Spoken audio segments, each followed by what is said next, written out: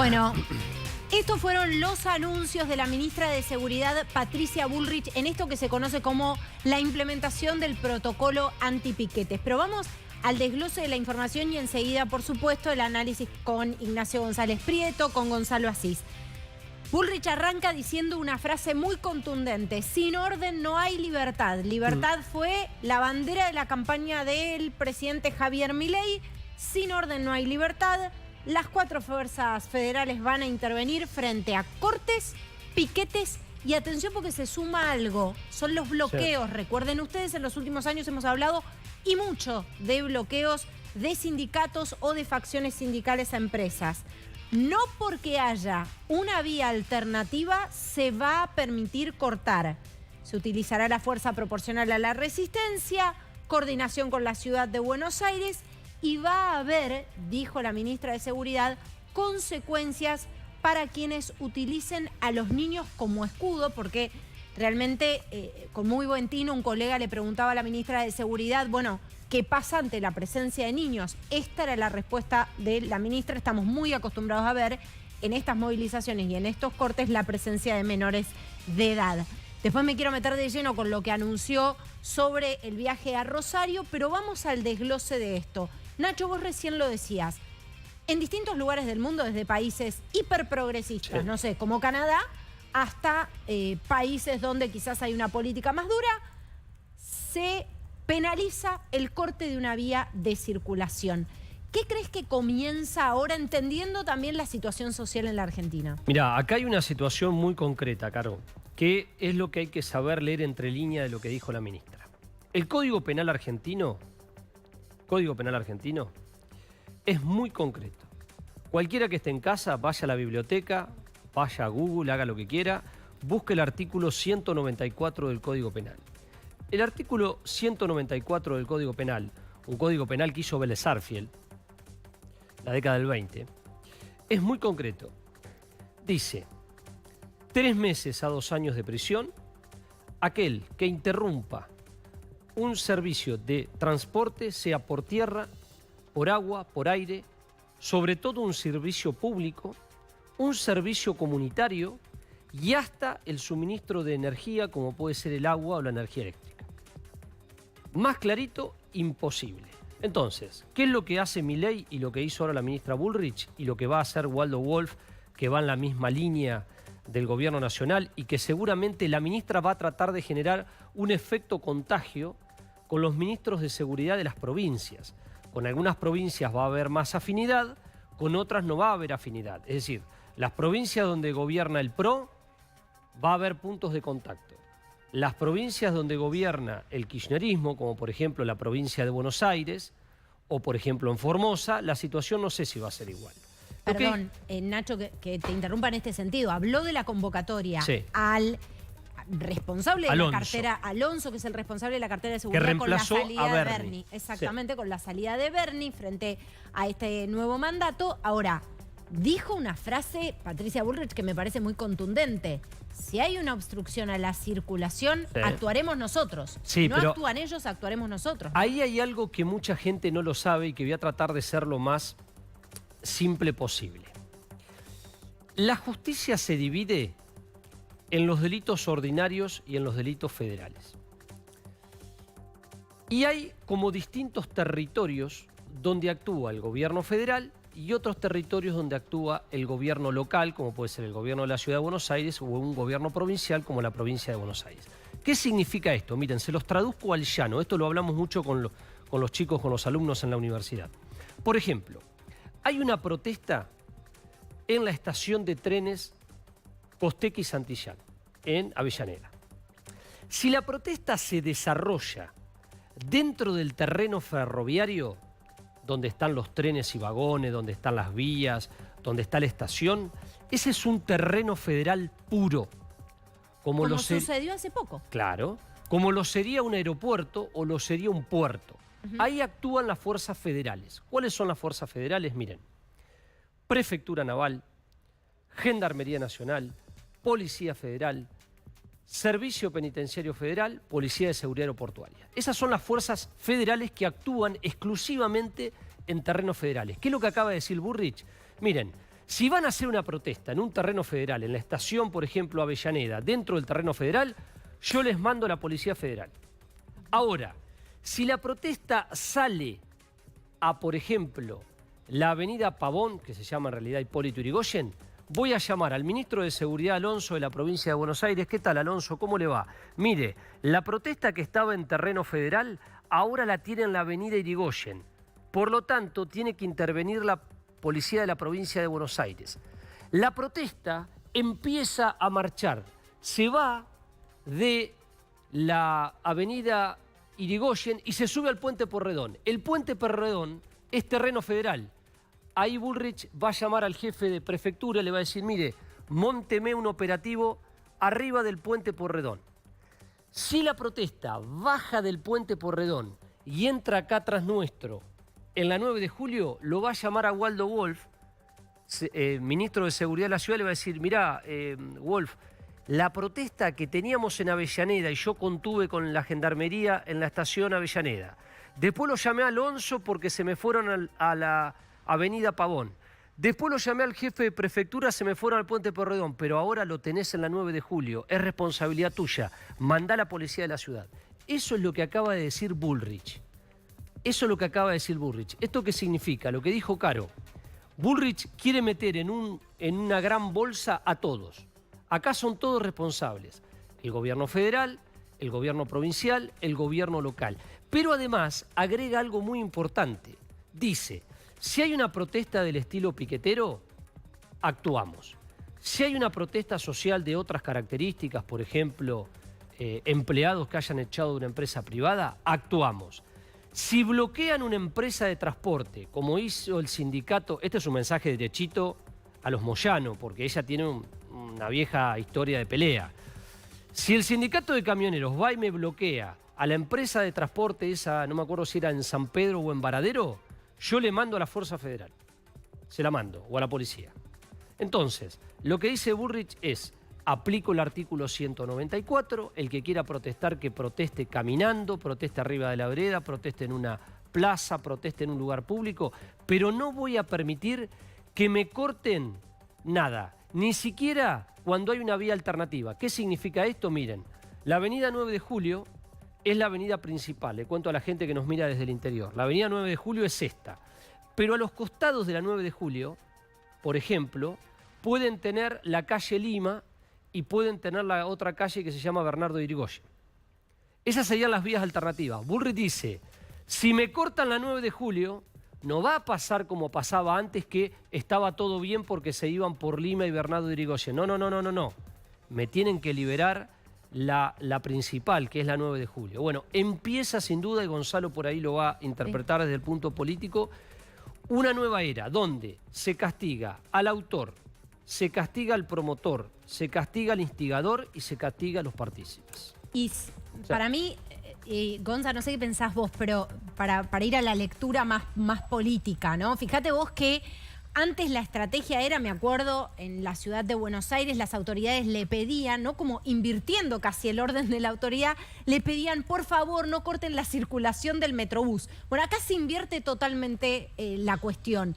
Parece que no hay quizás demostración más cabal de un cambio de época que un cambio en el sistema de valores. Se introduce, Gonza, el orden como un valor. Y digo esto porque no solamente lo estamos escuchando en el discurso de Patricia Bullrich, lo escuchamos ya en el discurso de Jorge Macri, ¿no? Claro. Mira, déjame sumarte algo que me parece que apoya lo que vos decís, Caro, y que creo que no tenemos que pasar por alto. Patricia Bullrich acaba de hacer mención en la conferencia de prensa de lo que fue la reforma del Código de Procedimiento Penal, estableciendo el procedimiento para los actos de flagrancia. Sí. Voy a leer simplemente un pedazo, Nacho seguramente va a querer hacer un comentario al respecto de esto. Procedimientos para casos de flagrancia, ¿no? Estamos hablando del artículo 353 bis del Código Procesal Penal de la Nación. Dice, el procedimiento para casos de flagrancia que se establece en el título es de aplicación a todos los hechos dolosos en los que se verificasen las circunstancias cuya pena máxima no supere los 15 años. Y ahí voy a saltear algunos renglones para no hacerlo tan largo. Dice, las disposiciones previstas en el presente título, recordemos, flagrancia, que significa enganchar infraganti la comisión del delito, en el presente título no se aplicarán cuando él o los hechos tuvieran lugar en ocasión del ejercicio de derechos humanos y sociales o de cualquier otro derecho constitucional. Ahora, escuchen bien esto. Si con motivo u ocasión de la protesta social, repito, si con motivo u ocasión de la protesta social se cometieran delitos comunes en flagrancia, podrán ser sometidos a las disposiciones del presente título. Con lo cual, Claro. lo que dice Patricia Bullrich no es ni más ni menos que lo que dice el Código de Procedimiento Penal. Por eso todo lo que Nacho recién describía con tanto detalle, en definitiva, le pone una responsabilidad a la fuerza de seguridad que debería conocer el Código de Procedimiento, que ve que se está cometiendo un delito y tiene que tomar cartas en el asunto sin tener que esperar que un juez o un fiscal se lo habilite. Digo, esto es la flagrancia. Cuando el Sí. policía te ve que estás robando, no tiene que esperar que te llame el fiscal para deténgalo, no, vas y te lo detiene. Y se produce un procedimiento judicial de inmediato porque te pescaron infraganti justamente. Esto me parece que, Caro, respalda muchísimo lo que dijiste vos recién de cómo es el cambio en esta era en cuanto a la percepción de este tipo de circunstancias. También es cierto, y acá quiero marcar algo, que la sociedad argentina es oscilante, digo, también en los valores que abraza. Acá se tomó una decisión política consistente con un pedido de la ciudadanía, porque lo que la ciudadanía hizo cuando elige como presidente a Javier Milei es refrendar ese ideario que, entre otras cosas, proponía al orden público en el centro de las prioridades. También con Jorge Macri, que lo decía durante la campaña. Ahora bien, a la hora de instrumentar, ¿tendrán el mismo respaldo de la sociedad? Digo esto Claro. porque en una sociedad que se acostumbró en cierta medida a una buena cuota de anomia, digamos, ausencia de norma, hemos naturalizado, por ejemplo, que frente a un corte, la falta del suministro de un servicio fundamental, que no estoy diciendo que no sea algo grave, somos los primeros en decirlo y darle visibilidad, se corte una autopista Una vía o una vía. terrible. Dejás a miles de personas cientos y cientos de kilómetros sin poder viajar. Y a una persona que lo necesita, Absolutamente. que son los sectores más débiles, más vulnerables de la sociedad. La persona que que viaja en el tren, viaja porque el tren es más económico, viaja porque el tren es más rápido, viaja porque tiene que cumplir determinados horarios, viaja porque él es más práctico. Entonces, a esa persona que se sube al tren, la tenés que respetar. Es decir, tiene derecho el que quiere reclamar una suba de sueldo, una mejora en condiciones de trabajo, porque lo despidieron, porque necesita un plan social, pero también tiene derecho esa pobre persona que se sube al tren, que se levanta a las 5 de la mañana, que tiene que ir a trabajar, que pierde el presentismo, que cobra un sueldo que muchas veces no está conforme, que no tiene las mejores condiciones de trabajo y que es el sustento de una familia. Entonces, si vamos a balancear, balanceemos de manera equilibrada para todos. Porque muchas veces nosotros hemos cubierto, Gonzalo, vos, Caro, yo, hemos estado muchísimos años en la calle trabajando en los móviles, y vos en los móviles lo que ves es que muchas veces se transforma en una lucha de pobres contra pobres.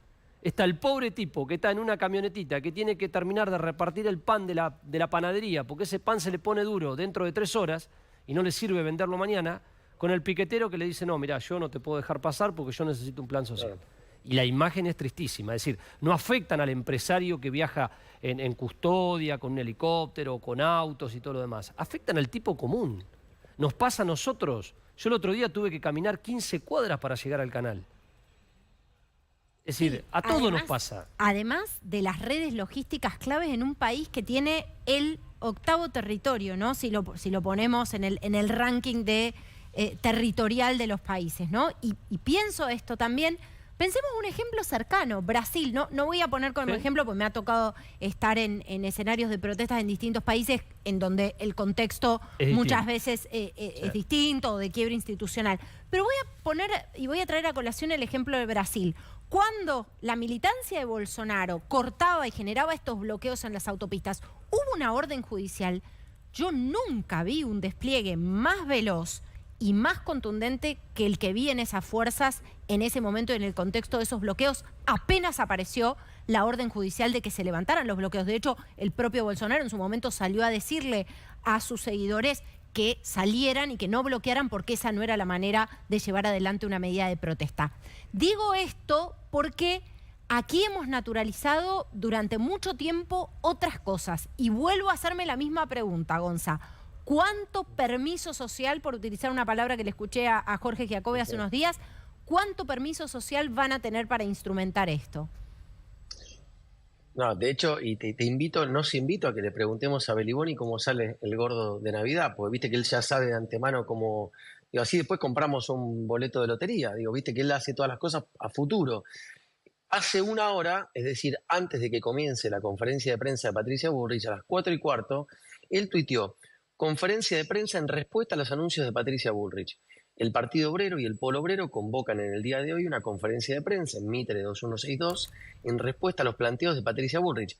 Hoy 18:30 y repite, pero estaban convocando en respuesta a algo que todavía no había ocurrido. Digo, esto es algo que me parece le da sentido a lo que vos recién decías, Caro, del permiso social, ¿no? La sensación, y este concepto tan interesante que vos planteaste, que lo acuñó en realidad Emil Durkheim, ¿no? Unos padres de la sociología, pero acá lo trajo a la Argentina el doctor Carlos Nino, que es el concepto de la anomia.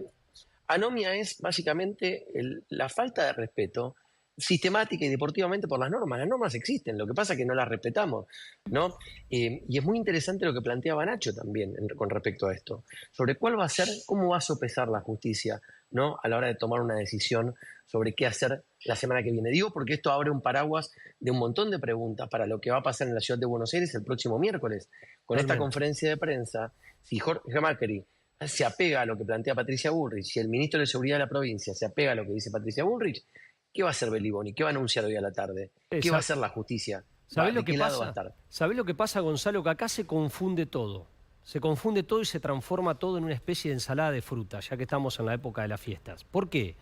Porque si vos querés hacer respetar la ley y querés aplicar los protocolos, mucha gente te dice, vos sos una persona... A ver, utilizo un término muy clásico. Vos sos un facho.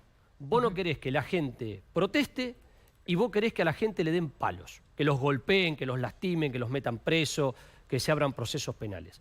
No es así, no es así.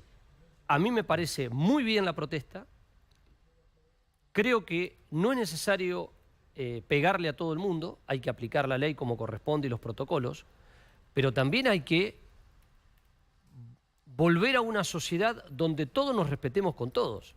Porque yo me pregunto, ¿quién tiene más derecho? ¿Tiene más derecho el piquetero que te corta una ruta durante horas o el pobre tipo que se levanta a las 5 de la mañana, va a trabajar a una empresa, quiere ir a trabajar, pierde el presentismo, cobra 2 mangos con 50, tiene problema con su jefe, es el único sustento de familia? Es decir, todos tenemos los mismos derechos. Entonces, habrá llegado el momento de decir, bueno, ¿tienen derecho a protestar? Sí. Pero la otra persona que quiere trabajar también tiene derecho. Porque nos hemos acostumbrado a que, no, hay un grupo que tiene derecho y otro grupo que no tiene derecho. No, acá tenemos todos derecho. Todos tenemos derecho a trabajar, todos tenemos derecho a estudiar, todos tenemos derecho a protestar, cada uno pedirá distintas cosas. Bueno, habrá llegado el momento de equilibrar la balanza como corresponde, que es ni más ni menos que respetar la ley. El artículo 194 del Código es clarito. Lo conocen todos los fiscales, todos los jueces, todos los abogados, todos los funcionarios. Habrá llegado el momento de respetar la ley. Sí, yo también pensaba que es una instancia en la que quizás vale la pena poner el foco sobre algunos de estos líderes, que en algunos casos, y voy a decirlo en estos términos porque me parece que cabe, son mercaderes de la miseria. Son gente que se aprovecha de personas en situación de vulnerabilidad para causas que son estrictamente políticas, porque sería hipócrita no blanquear. En algunos casos son movilizaciones, digamos, convencionales, pero en otros casos son armados que tienen que ver con intereses políticos. Y digo esto por casi la lógica predictiva de anuncios que hace que se hagan llamados a protestas preventivas, ¿no? Realmente me parece que también es tiempo de sincerar eso.